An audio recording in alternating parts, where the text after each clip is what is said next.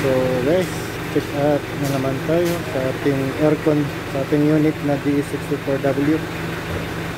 Kasi napansin ko mahina na yung lamig pag naka-on yung air conditioning sa loob ng unit ko. Kaya papacheck up ko muna dito para matingnan natin kung ano yung diagnose ng mga technician, para kung malaman natin kung ano yung mga diagnose ng mga technician. Balik ko naman. So positive guys, diagnose ngayon sa unit natin guys ay kulang ng freon yung aircon. So padagdagan ko lang yung aircon, yung freon ngayon guys, para balik sa lamig yung aircon natin.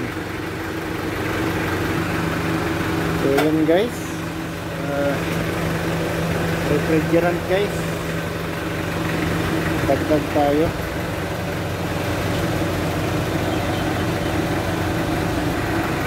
So yun lang guys, tapos na yung pagdagdag natin ng freon guys. Mabilis lang guys, isang mabilisang gawa ng mga aircon technician dito sa Davao.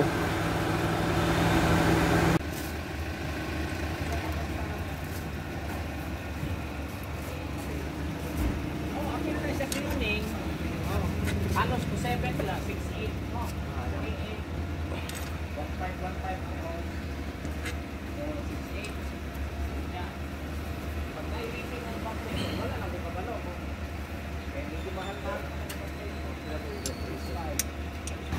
So guys,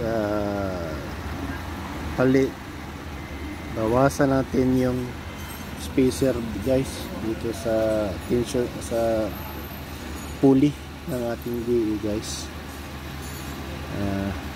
Kasi minsan napansin ko medyo putol-putol ang lamig sa air conditioning niya. So ay adjust ngayon ng technician. Ayan guys, babaklasin muna natin yung compressor guys para makita natin yun paano mag-adjust doon sa spacer niya guys. Guys, medyo pahirapan din ang pagtanggal ng ating spacer guys, lalo na't medyo bago lang na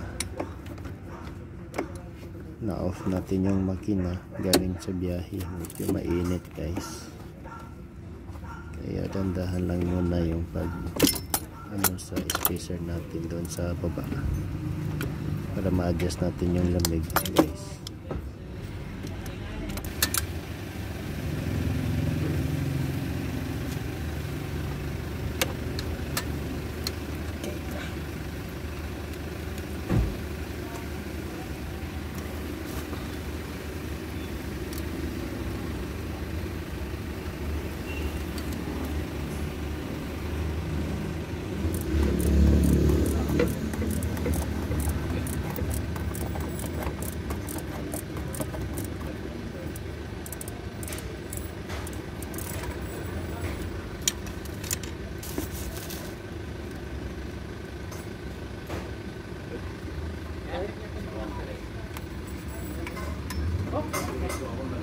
Masalat sa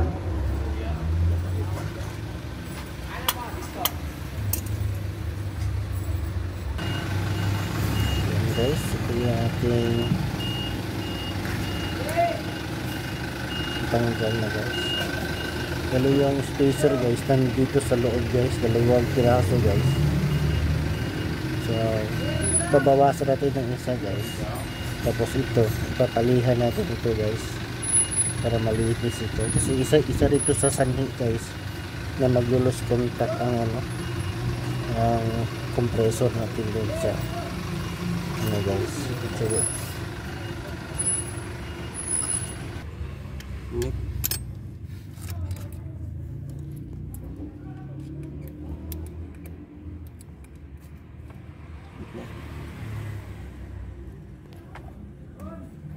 ay ayaw katagak.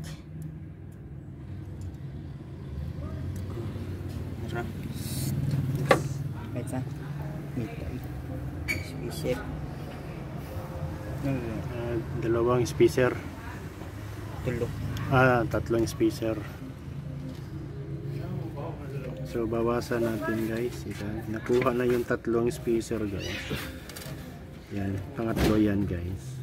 Babawasan natin yan guys para mas didiin yung ano guys, yung pulley. Tsaka continue na yung lamig niya pag i-on natin yung aircon. Ito yung pulley niya guys. Yan. Sa lalim yan guys, nandyan yung ano. Tapos palinisin na rin natin itong ano guys, yung sa labas ng pulley. Kasi may kalawang na rin. Isa rin ito sanhi guys na maglo-lose contact yung pulley sa ano niya. Hindi siya magbibigay ng saktong hangin dahil minsan marumi na itong nakapaligid dito sa pulley niya. Pati yung kanina na head pulley, linisan din natin yun guys bago natin ikabit guys.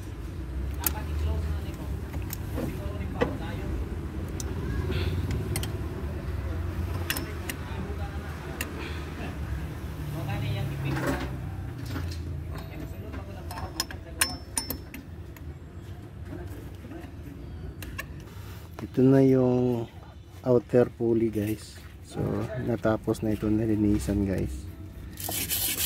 Yung kabila naman guys, para maiwasan natin yung pagkakaroon ng loose contact doon sa pulley dito guys, para tuloy yung lamig niya guys. So bali sa tatlong spacer guys, tatlo, dalawa yung tinanggal natin, isa ang ikabit doon sa ilalim ng ating pulley. Tapos yung medyo may mga dumikit na mga kalawang dyan sa head pulley niya, ilinisin din natin gamit yung yung sanding grit na 1,200 para maganda yung ikot niya at iwas tayo sa loose contact tuwing mag-aircon.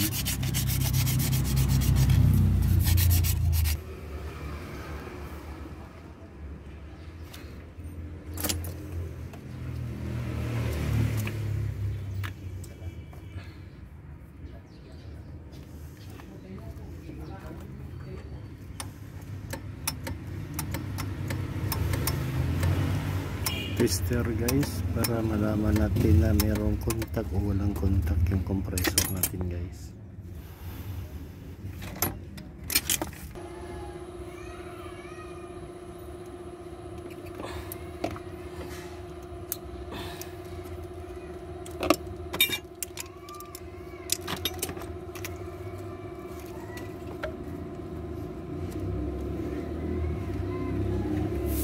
Ayan guys, nakikabit na natin ulit yung ating head pulley.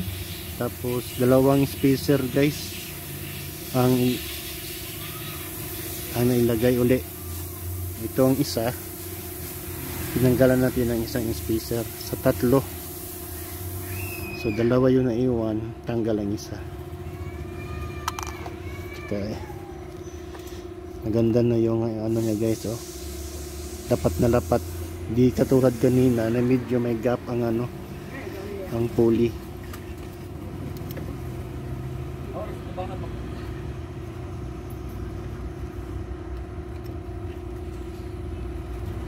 Yan guys.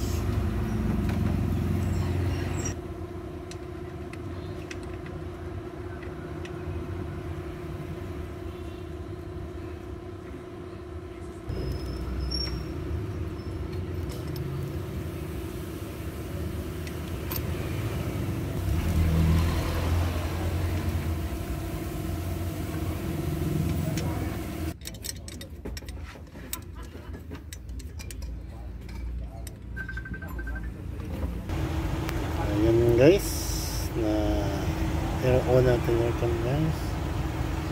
Lamig na guys. Ito yung lamig talaga ng aircon.